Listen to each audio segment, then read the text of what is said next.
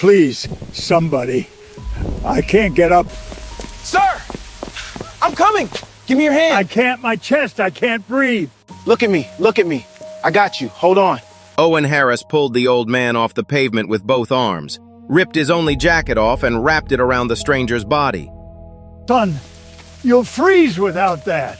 Which way's home, sir? 21 years old, $4 in his pocket, a night shift starting in 11 minutes that he'd just thrown away. The old man looked at Owen, looked at his torn shirt, his cracked hands, stared like he was memorizing every detail of his face. Owen didn't think anything of it. He should have, because what showed up at his mother's front door the next morning changed the Harris family forever. But to understand what that morning meant, you need to understand what Owen Harris woke up to every other morning of his life. Shelby Avenue sat on the south side of Memphis, Tennessee, the kind of street where every house leaned a little, where porch lights flickered because the wiring was older than the people living inside, where the sidewalk cracked so deep that weeds grew through like they owned the place. Owen lived in a duplex at the end of the block. The roof leaked in 3 spots, one right above his bed. He'd put a bucket there. Some nights the dripping was so steady it sounded like a metronome. The kitchen floor groaned every time you stepped near the stove. The walls had water stains that Denise Owen's mother had tried to cover with dollar store picture frames. It didn't work, but she did it anyway. Owen was 21 years old, tall but thin, the kind of thin that didn't come from choice. His collarbones pressed against his skin like they were trying to break through. His hands were rough, cracked at the knuckles from years of lifting things heavier than he was. He wore the same faded jacket every day, olive green splitting at both shoulders, the zipper broken since last winter. His jeans had been patched so many times the thread didn't even match anymore, and his sneakers held together with dollar store glue made a soft peeling sound every time he took a step. He worked 2 jobs. Mornings he loaded crates at Mr. Grady's grocery store on Lamar Avenue. 40-pound boxes of canned goods, sacks of rice, pallets of bottled water. 6 hours, $8.25 an hour. His back ached by noon, his shoulders burned by 2, but he never clocked out early. Nights he washed dishes at Rosie's Diner on 3rd Street. Hot water up to his elbows for 5 hours straight. $7.75 an hour. No breaks longer than 10 minutes. The steam made his skin peel around his fingernails. He wrapped them in tape and kept scrubbing. Between the two, he pulled in just under $1,400 a month. Rent alone was $950. The math never worked. Owen knew that. He kept a small notebook in his back pocket, every page filled with numbers. What was owed, what was due, what was late. He'd sit at the kitchen table after midnight, pencil in hand, trying to make columns add up to something that looked like enough. They never did. But Owen didn't complain. Not once. Not to his mother, not to his co-workers, not to anyone. Denise Harris was 53. She worked 2 shifts at a laundromat on Poplar Avenue, folding, pressing, sorting, hauling bags that weighed almost as much as she did. She had chronic back pain, the kind that started sharp in the morning and settled into a deep, constant ache by noon. She never saw a doctor. No insurance, no savings. She just took ibuprofen and kept moving. Owen watched her every morning, watched her grip the edge of the counter as she straightened up. Watched her close her eyes for 2 seconds, breathe through it, and then smile like nothing was wrong. He never said anything, but he noticed everything.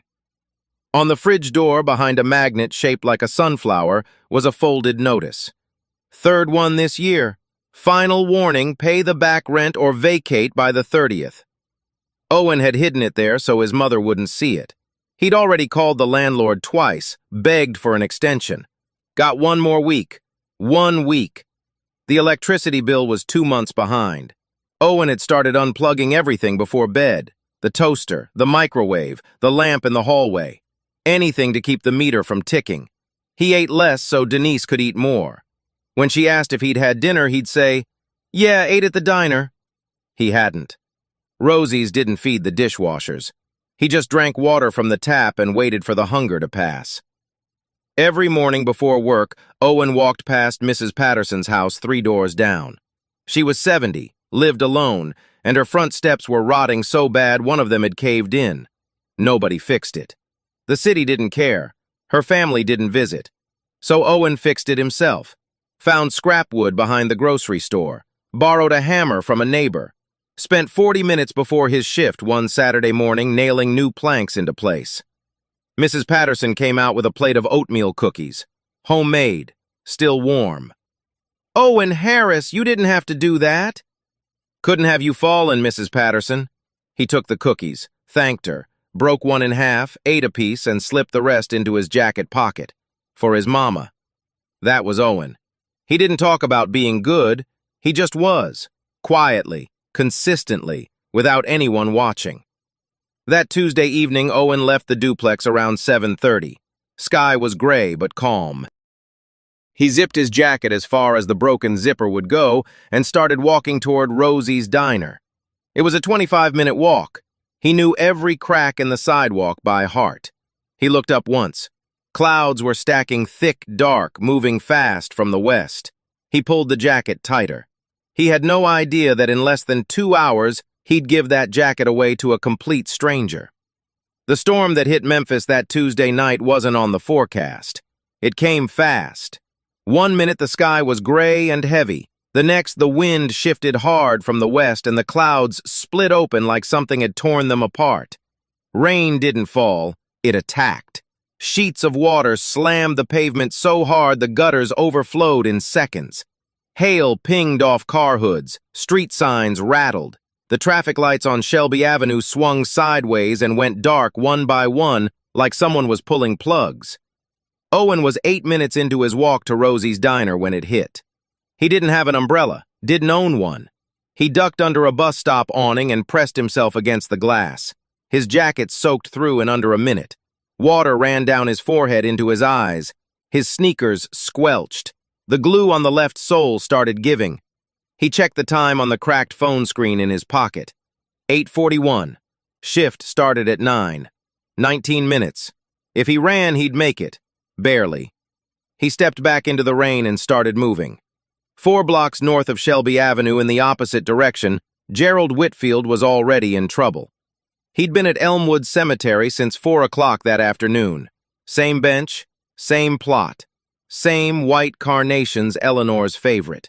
He sat there every Tuesday, rain or shine, and talked to his wife like she could still hear him. Today he'd stayed longer than usual. Told her about the house, how quiet it was. How the hallway still smelled like her perfume some mornings, even though he knew that was impossible. How he'd been eating dinner alone at the same table for 3 years and still set 2 places out of habit. He lost track of time. When the first crack of thunder hit, Gerald looked up and realized the sky had turned black. He reached for his phone and called Raymond, his driver. "Mr. Whitfield, I'm stuck on Union. Whole road's flooded. Fire department's blocking it off. I can't get through." "How long?" "Could be an hour, maybe more." Gerald hung up. He looked at the cemetery gate, looked at the road. It was about 1.5 miles to his house in Chickasaw Gardens. He'd walked it before, years ago, when his knees still worked and Eleanor walked beside him. He gripped his wooden cane, pushed himself up from the bench. "I walked this city before you were born, Raymond," he muttered to no one. "I'll manage." He didn't manage. The first quarter-mile was slow but steady. Gerald kept his head down, one hand on his cane, the other holding his vest collar closed against the wind. His cashmere was soaked. His Oxford shirt clung to his chest. The leather shoes that he'd polished that morning filled with water at every step. Then the sidewalk dipped where a storm drain had collapsed. Gerald didn't see it. His cane hit the edge, slipped. The wood cracked, snapped clean in half, and Gerald went down hard on both knees. His right hand caught the pavement. Skin tore across his palm. He tried to get up. His knees wouldn't lock. His chest tightened, not sharp but heavy. The kind of pressure his cardiologist had warned him about. "Don't overexert. Don't get cold. Don't let your heart rate spike." He was doing all 3. Gerald knelt there on Shelby Avenue in the pouring rain. Cars passed. 1, 2, 3. Headlights swept over him and kept moving. Nobody stopped. Nobody even slowed down. His breathing shortened. His fingers started to go numb. The rain was so loud he couldn't hear his own voice when he finally opened his mouth. "Help! Somebody! Please!" Nothing. He said it again, louder. His voice cracked on the last word. "Help!" 6 blocks south, Owen Harris was running, head down, arms pumping. 15 minutes to make his shift. Every second counted. Every dollar from tonight meant the lights stayed on one more day. Then he heard it. Faint, almost swallowed by the wind. A voice, thin, broken, coming from somewhere ahead. Owen slowed, wiped the rain from his eyes, squinted through the sheets of water. 30 feet ahead, a shape on the ground, white hair, dark vest, 2 halves of a broken cane scattered on the pavement. An old man, on his knees, in the middle of the road. Owen looked at his phone. 8:52. 8 minutes to clock in. If he stopped now, he wouldn't make it. If he didn't make it, Rosie would let him go. If Rosie let him go, he couldn't pay the electric bill. If he couldn't pay the electric bill, he stopped thinking. He ran toward the old man. "Sir! Sir, don't close your eyes. Stay with me." What happened over the next 45 minutes would stay with Gerald Whitfield for the rest of his life. Owen dropped to his knees beside the old man. The pavement was freezing. Water rushed past them like a shallow river. "Sir, can you hear me?" Gerald's eyes were half open. His breathing was shallow. His right hand was bleeding, palm scraped raw from the fall. His white hair was plastered flat against his skull. "My cane! It broke!" "Forget the cane. Can you stand?" I don't think so." Owen looked around. The street was empty. No cars, no pedestrians, just rain and wind and the distant flicker of a traffic light swinging on its wire. He slid his arm under Gerald's left shoulder, braced his legs, pulled. Gerald was heavier than he expected, dead weight against Owen's thin frame. Owen's sneakers slipped on the wet pavement. The glued sole peeled back completely on the left shoe. He adjusted his grip, dug in, and pulled again. Gerald came up, shaking, unsteady, but standing. "Hold on to me, sir, I got you." Gerald gripped Owen's arm. His fingers, pale, wrinkled, trembling, pressed into the wet fabric of Owen's t-shirt sleeve. Owen could feel the old man's pulse through his fingertips. It was fast, too fast. "Where do you live, sir?" "Chickasaw Gardens. It's about a mile north." A mile, in this storm, with a man who could barely stand. Owen didn't hesitate. "Then we better start walking." They moved slowly. Owen kept his left arm locked around Gerald's waist and his right hand gripping the old man's forearm. Every step was deliberate. Every few feet, Owen would scan the sidewalk ahead for cracks, puddles, broken glass, anything that could bring them both down. After 3 blocks, Owen stopped. He looked at Gerald. The old man's lips were turning pale. His cashmere vest was soaked through. His body was shaking, not from effort, but from cold. Owen unzipped his jacket, the faded olive green one, the one with the split seams and the broken zipper, the only warm thing he owned. He draped it over Gerald's shoulders. "Son, what are you doing?" "You need it more than I do right now." "You'll freeze." "I run hot, sir. Don't worry about me." He didn't run hot. He was already shivering, but he kept walking. The rain didn't let up. If anything, it got worse. Wind drove the water sideways into their faces. Owen turned his body to shield Gerald from the worst of it, walking slightly ahead, slightly to the left, taking the brunt of the wind on his bare arms. His t-shirt was see-through now, plastered against his chest. You could see every rib, every ridge of his spine when he leaned forward against the wind. Gerald noticed. He noticed everything. 5 blocks in Gerald's chest tightened again. He stopped walking. His free hand went to his sternum. His breathing turned ragged, short, sharp inhales that didn't seem to fill his lungs. "Sir, are you okay?" Just need a minute." "Do you need me to call 911?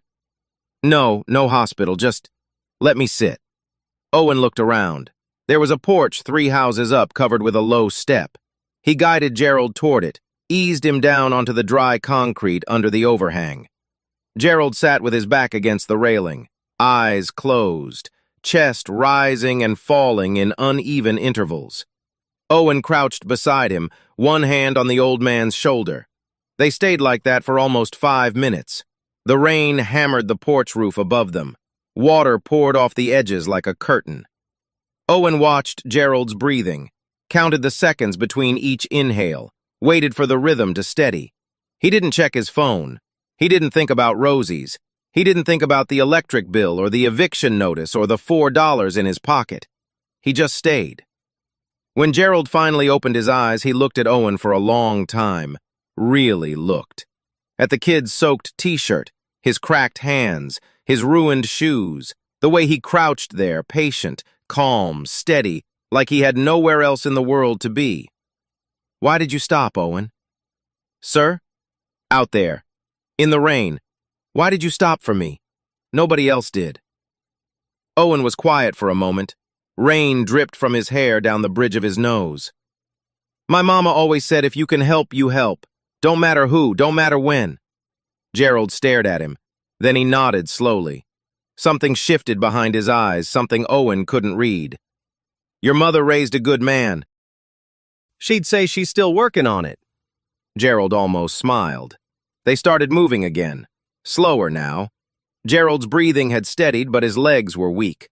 Owen took more of his weight, almost carrying him by the last 2 blocks. They turned onto a wide, tree-lined street. The houses here were different, set back from the road.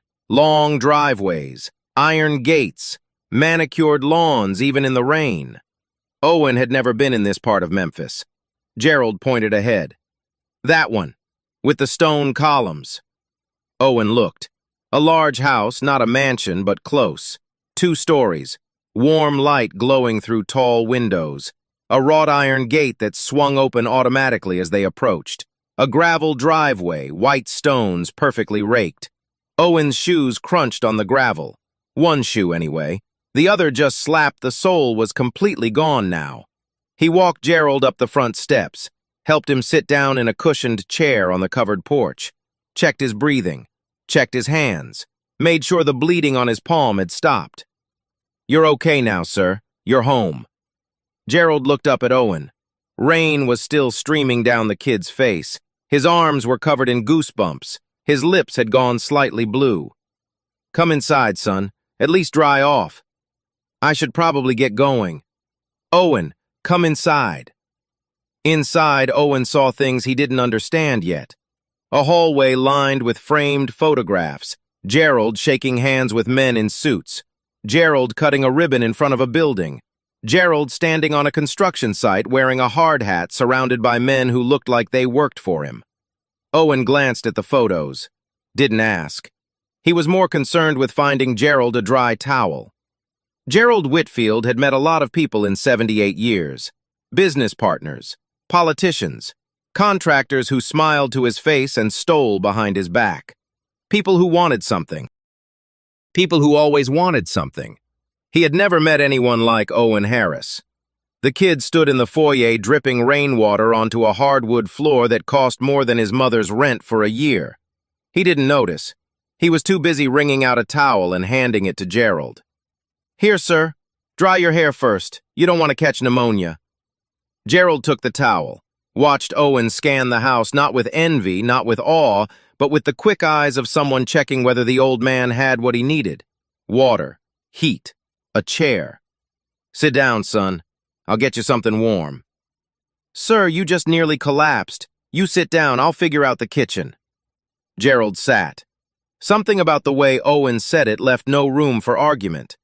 Owen found the kitchen, bigger than his entire living room, marble counters, 6-burner stove, a refrigerator that could hold a month of groceries. He opened it fully stocked. Eggs, butter, bread, soup. Things Owen's fridge hadn't seen in weeks. He heated soup, set 2 bowls on the table, placed a napkin beside each one, pulled out Gerald's chair for him. They ate in silence. Rain tapped the tall windows. For the first time in hours, Owen's hands stopped shaking. Gerald watched him eat, Watched how he held the spoon carefully like the bowl might be taken away. Watched how he tore bread into small pieces to make it last. Watched how he finished every drop and then picked up both bowls and carried them to the sink. Nobody asked him to do that. Owen. Yes, sir. Gerald pulled out a leather wallet, took out $100 bill and set it on the counter. For tonight. For your trouble. Owen looked at the bill. $100. That was the electric bill. That was a week of breathing room. That was his mother not worrying for 7 days. He shook his head. Sir, I didn't do it for money. You needed help, that's it. Gerald pulled out another bill. $200 now. Then at least let me pay for the shift you missed. You lost wages because of me. Owen went quiet. His jaw tightened. Gerald could see the math running behind the kid's eyes. Rent, electric, groceries, the eviction notice he thought nobody knew about. 3 seconds of silence. I appreciate it, Mr. Whitfield, I really do. Owen slid the bills back across the counter. But I'm good. He wasn't good. They both knew that. Gerald put the money away. He didn't push again, but he filed that moment, the 3 seconds, the tightened jaw, the decision to say no, when everything in the kid's life was screaming yes. Owen called Denise, kept it short. Mama, I'm fine. Help someone get home. Be there soon. He walked to the front door. His jacket, dried near the heating vent, was the only thing in this house that belonged to him. He put it on. Gerald pulled a small white card from his shirt pocket. Plain, simple, just a name. Gerald Whitfield, and a phone number. No logo, no title, no company. Take this, Owen, in case you ever need anything. Owen slipped it into his jeans pocket without looking at it. Thank you for the soup, Mr. Whitfield. Thank you for a great deal more than that, son. Owen stepped into the light rain, turned back once. Mr. Whitfield, get some rest, and maybe don't walk in any more storms. Gerald almost laughed. Owen walked home, 45 minutes in the drizzle. His left shoe flapped with every step, but his chest felt warm in a way he couldn't explain. In his pocket, a small white card sat against his thigh. He had no idea what it was worth. Owen fell asleep that night thinking he'd done a small thing. He was wrong. He got home a little past 11. Denise was still up, sitting at the kitchen table in her bathrobe, hands wrapped around a cup of tea that had gone cold. Where were you? I was worried sick. Helped an old man get home in the storm. He fell on Shelby, couldn't get up. Denise looked at him. Soaked clothes, one shoe missing its sole, shivering. You walked him home in that? Yes, ma'am. She stared at him for a long moment. Then she stood up, pulled a dry towel from the closet and draped it over his shoulders. Same thing he'd done for Gerald 2 hours ago. That's my boy. She didn't ask anything else. Owen didn't offer anything else. That was how they worked. He emptied his pockets onto the kitchen table. 4 crumpled dollar bills, a receipt from the grocery store, and a small white card. Denise picked it up, turned it over. Gerald Whitfield, who's that? The man I helped, nice guy, lives up in Chickasaw Gardens. Denise raised an eyebrow. Chickasaw Gardens was old money, doctors, lawyers, the kind of people who didn't end up on their knees on Shelby Avenue. She set the card down.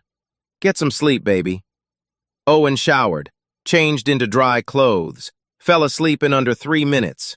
The card sat on the kitchen table under the sunflower magnet right next to the eviction notice. He didn't think about it again. 14 miles north, Gerald Whitfield was wide awake. He sat in his study. The room was dark except for a brass desk lamp that cast a warm circle across a mahogany desk. Behind him, floor-to-ceiling bookshelves. In front of him, a phone. He dialed a number. Thomas, I need you at my house tomorrow morning, 7 sharp. Bring the foundation paperwork, all of it. Thomas Caldwell, Gerald's attorney for 31 years, paused on the other end.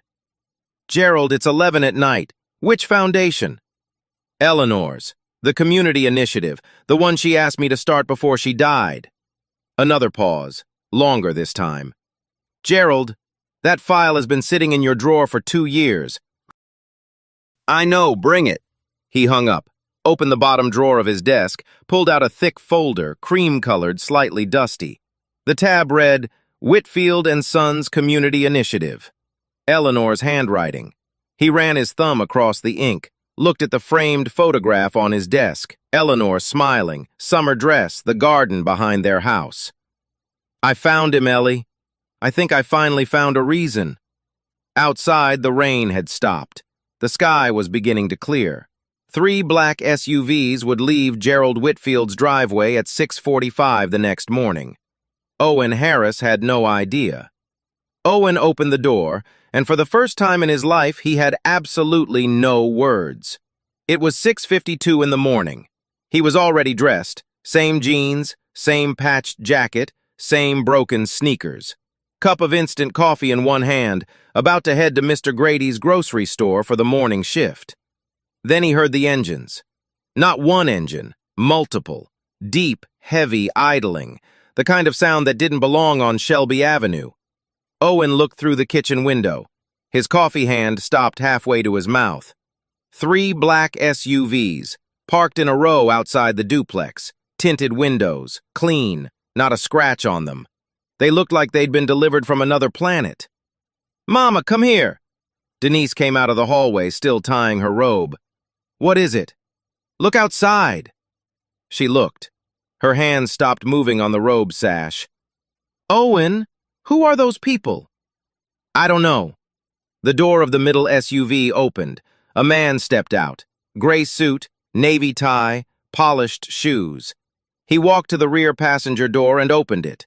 Gerald Whitfield stepped out. But this wasn't the Gerald from last night. Last night, Gerald was a frail old man on his knees in the rain. Broken cane, soaked vest, trembling fingers. This morning, Gerald Whitfield stood straight. Dark charcoal suit tailored to his frame. A blue pocket square folded sharp in his breast pocket. His silver hair was combed back. His shoes were polished. He looked like a man who owned things, because he did. Behind Gerald, 2 more people stepped out. A tall man in a dark suit carrying a leather briefcase, Thomas Caldwell, attorney. And a woman in a navy blazer with a folder tucked under her arm, Rebecca Moore, something important. Owen didn't know what yet. Gerald walked toward the duplex, slow, steady. No cane today, he held a new one, polished oak with a brass handle but barely leaned on it. He looked up at the cracked siding, the sagging porch, the front step that dipped in the middle. He looked at all of it the way a man looks at a problem he's already decided to solve. Owen stepped outside. Mr. Whitfield, what are you doing here?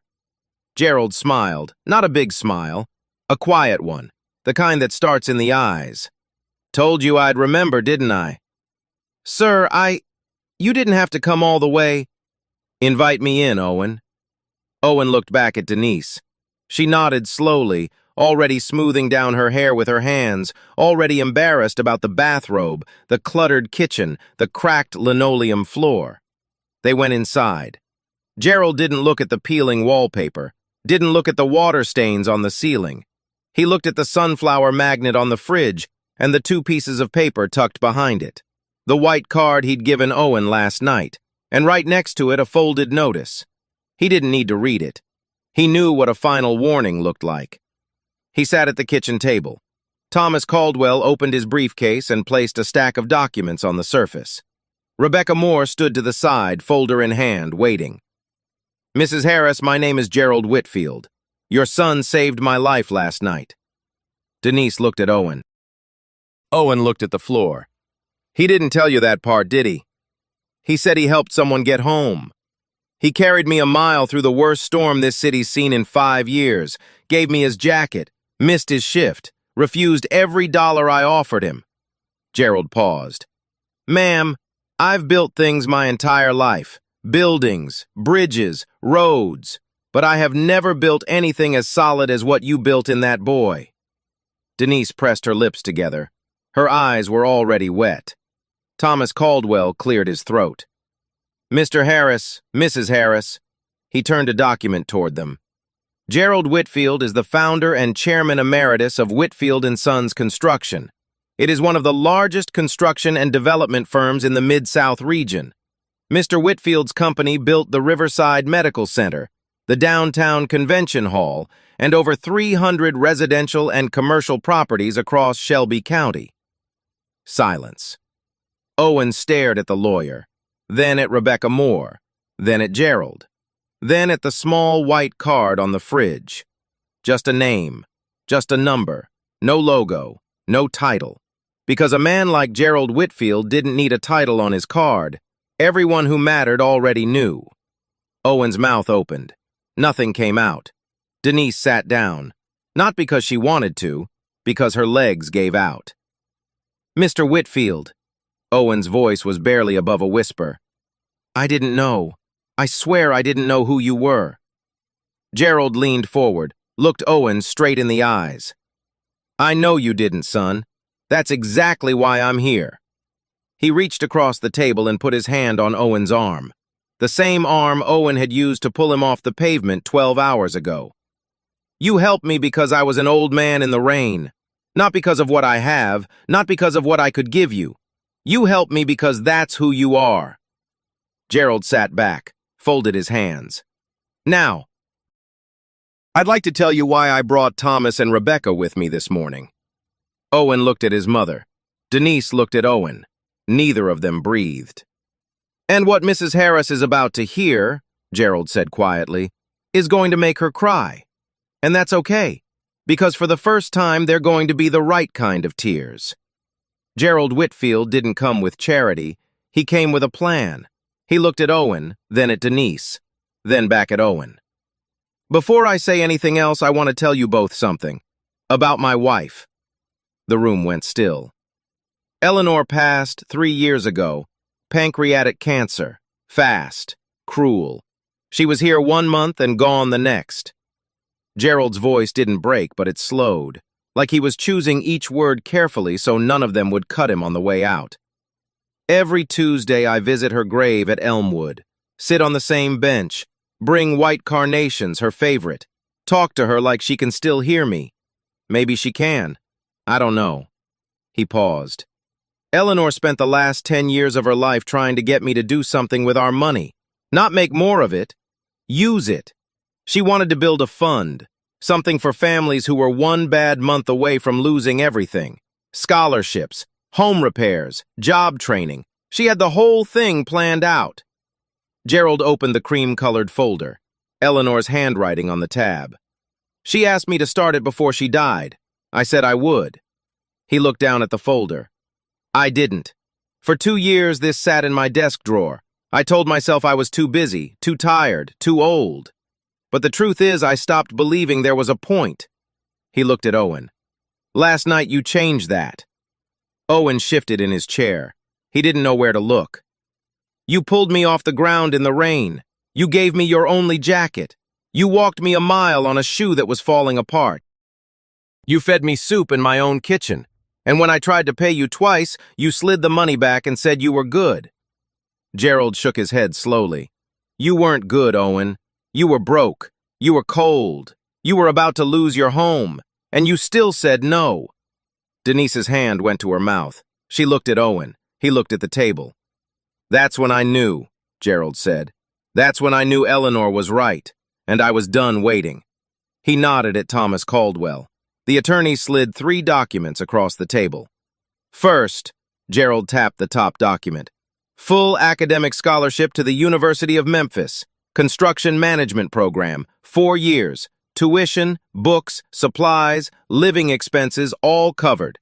Whitfield & Sons is sponsoring it directly. When you graduate, there's an apprenticeship waiting for you at the company. Real position, real salary, clear path up. Owen read the paper, read it again. His lips moved slightly like he was sounding out words he didn't quite trust. Mr. Whitfield, I can't. You're not accepting charity, Owen. You're accepting an opportunity you earned. There's a difference. Keep reading. Second, Gerald looked at Denise. Mrs. Harris, there's a position open in the administrative office at Whitfield & Sons. Office manager, Monday through Friday, 8 to 5. Full benefits, health insurance, dental retirement plan. The health plan covers pre-existing conditions. including chronic back pain. Denise blinked. Her hand came away from her mouth. She tried to speak. Nothing came. Gerald continued gently. I understand you've been working double shifts at a laundromat. I understand you've been in pain for a long time and haven't been able to see a doctor. That ends now. If you want the position, it's yours, starting the 1st of next month. Denise looked at Owen. Owen's eyes were red. He was pressing his thumbnail into the edge of the table so hard the skin had gone white. 3rd. Gerald slid the last document forward. Your house. I'm sending a crew from Whitfield & Sons to this address on Saturday. New roof, new floors, electrical, plumbing, fresh paint, everything. Full renovation, no cost. He looked around the kitchen, at the cracked ceiling, the stained walls, the groaning floor. No family should live under a leaking roof, especially not a family like yours. Owen stood up. His chair scraped the linoleum. He took 2 steps toward the window, stood with his back to the room. His shoulders rose and fell once, twice. He pressed his fist against his mouth. Nobody spoke. Denise broke first. A sound came out of her, not a word, not a cry, something in between. 3 years of hidden pain. 3 eviction notices, $6 dinners, and ibuprofen instead of doctors. It all came out in one breath. She stood up and walked to Gerald. This woman who never hugged strangers, who never showed weakness in front of her son, who held everything together with her bare hands every single day. She put her arms around Gerald Whitfield and held on. Gerald, who hadn't been held by anyone since Eleanor died, closed his eyes and held on right back. Owen turned around, wiped his face with the back of his hand, walked to Gerald, took the old man's hand in both of his, held it the same way he'd held it in the rain 12 hours ago. Mr. Whitfield, I don't know what to say. You don't have to say anything, son. My mama... Owen's voice cracked. He stopped, tried again. My mama has never had health insurance, not once in her life. Gerald squeezed his hand. She does now. Rebecca Moore opened her folder, quietly, professionally, but her eyes were wet too. There's one more thing, Gerald said. He pulled a single sheet from the bottom of the folder. A letterhead with a name printed across the top in dark green ink. The Eleanor Whitfield Community Fund. This is for Shelby Avenue, for every family on this block, home repairs, scholarships for young people, job placement assistance. My wife wanted this to exist, and now it will. He set the paper on the table, right next to the eviction notice. Her name deserves to be on something that matters. The first truck from Whitfield & Sons arrived on Shelby Avenue on a Saturday morning. By Sunday, the whole block was outside watching. It started with the Harris duplex, a crew of 12, 2 flatbed trucks loaded with lumber, drywall, copper piping, rolls of insulation. A foreman named Ray Sullivan, broad shoulders, steel-toed boots, 30 years in the trade, walked the property with a clipboard and a frown. Roof's shot, wiring's a hazard, plumbing's held together with tape and prayer. He looked at Owen. How long you been living like this? Long as I can remember. Ray shook his head. Not anymore. They tore the roof off on day 1. By day 3, new trusses were up. Owen asked if he could help. Ray said no. Owen showed up at 6 the next morning anyway, gloves on, ready to haul. By noon, Ray had stopped saying no. Kid learns faster than most of my guys, Ray told Gerald on the phone that night. Got good hands, good instincts, doesn't talk much, just works. Gerald wasn't surprised. The renovation took 11 days. New roof, new floors, solid hardwood replacing the groaning linoleum, fresh drywall over the water stains Denise had tried to hide with picture frames, new electrical panel, new plumbing. The kitchen got a proper stove, a refrigerator that didn't rattle, countertops that didn't chip when you set a pot down too hard. Denise walked through the finished house and touched every wall, ran her fingers along the smooth surfaces, opened every cabinet, turned every faucet on and off just to hear them work without squealing. She didn't say much. She didn't need to. Owen's scholarship started that fall. University of Memphis, construction management. He was the oldest student in most of his classes and the first one to arrive every morning. His professors noticed two things. He asked sharp questions, and he already understood materials and load-bearing in a way you couldn't learn from a textbook. Hands-on instinct, his advisor wrote in a midterm evaluation. This student has been building things his whole life. He just didn't know it had a name. 3 weeks into the semester, Ray Sullivan called Owen with a proposal. Part-time apprenticeship at Whitfield & Sons. 20 hours a week around his class schedule. Real sites, real projects, real pay. Owen said yes before Ray finished the sentence. Denise started at Whitfield & Sons on the first Monday of October. Office manager, 8 to 5. Her own desk, her own computer. A nameplate that read, Denise Harris, in small brass letters. She stared at it for 10 minutes the first morning. Her first doctor's appointment was on a Thursday. Full exam, x-rays on her lower back. The doctor said the damage was real degenerative disc compression from years of heavy lifting without support, but treatable. Physical therapy twice a week. Medication that actually worked. A plan. For the first time in 15 years, Denise stood up straight without gripping the counter. The Eleanor Whitfield Community Fund launched quietly. No press conference, no ribbon cutting. Gerald didn't want spectacle. He wanted results. The first house they repaired after the Harris duplex was Mrs. Patterson's 3 doors down. New steps, new porch railing, new windows that actually sealed. When the crew finished, Mrs. Patterson stood on her front porch and cried. Owen was there. He handed her a tissue and carried her groceries inside. By month 3, 5 houses on Shelby Avenue had been renovated. By month 6, 9. Families who had been living with mold, leaking pipes, and faulty wiring for years woke up to homes that felt like homes. The fund also awarded its first 3 scholarships, young people from the neighborhood ages 19 to 24. 2 enrolled in trade programs. 1 went to nursing school. WREG Channel 3 ran a story in November. The reporter stood on Shelby Avenue, freshly paved, new streetlights installed through a city partnership Gerald had quietly brokered. Local man's act of kindness catches attention of construction mogul. Owen didn't want to do the interview. Gerald talked him into it. Your story might inspire someone else to stop for a stranger, Owen. Owen sat in front of the camera in a new jacket, a real one, no split seams, no broken zipper, and said 5 words that the station used as the headline. I just did what was right. The segment aired on a Tuesday night. By Wednesday morning, the Eleanor Whitfield Community Fund had received $214,000 in donations from across the state. Gerald called Owen that evening. Eleanor would have loved this. Owen smiled. I think she already knows, sir. 2 years later, a storm rolled into Memphis on a Tuesday evening. Owen was 23 now, driving home from campus in a used Honda Civic that Gerald had helped him find, not bought for him, helped him find. Owen made the payments himself. That mattered to him. He looked different, not bigger, not flashier, just steadier. New jacket, clean boots. A watch Denise had given him for his birthday. Nothing expensive, but the first gift she'd ever bought with money she didn't have to choose between rent and groceries to spend. The rain came fast, same way it had 2 years ago. Sky splitting open, gutters flooding, wind bending the streetlights sideways. Owen was 4 blocks from home when he saw it.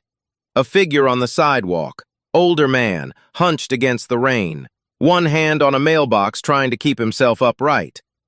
Owen pulled over before his brain finished the thought.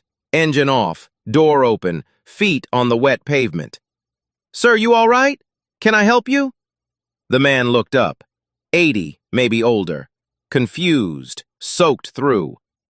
I live on the next street. I can't see the curb in this rain. I got you. Hold my arm.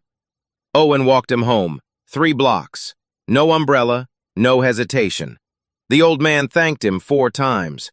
Owen said the same thing each time. Don't worry about it, sir.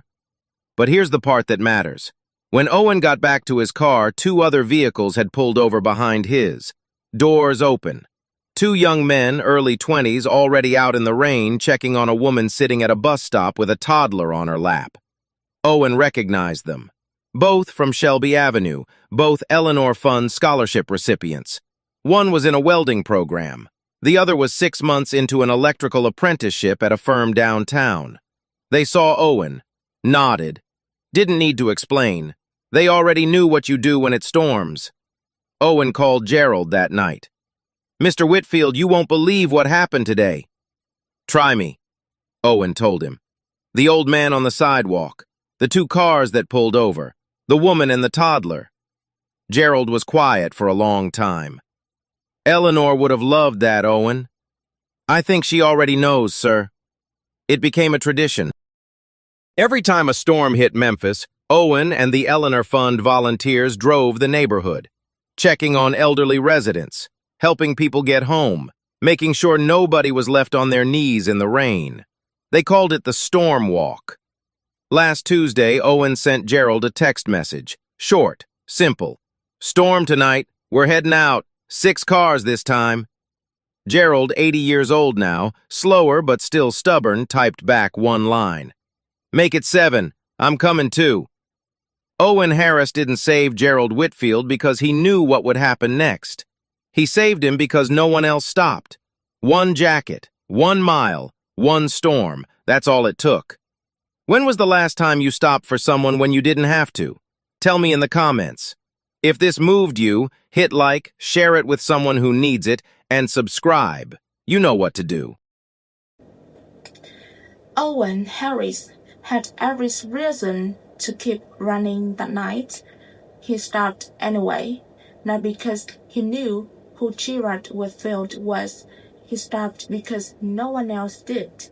Gerald Whitfield had the money, the lawyers, the power to change an entire neighborhood.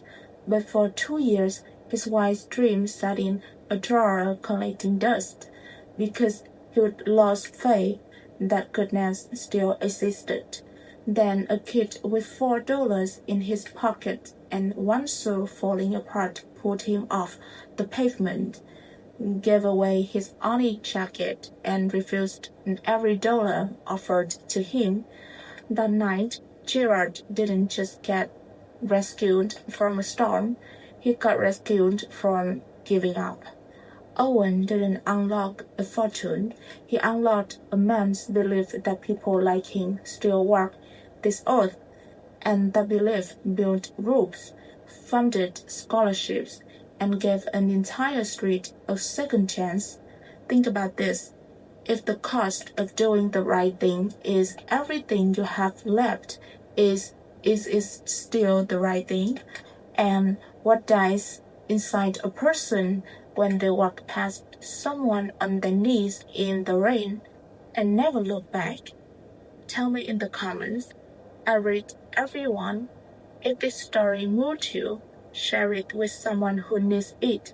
Like, subscribe, and remember, you don't need a fortune to change a life. You just need to stop.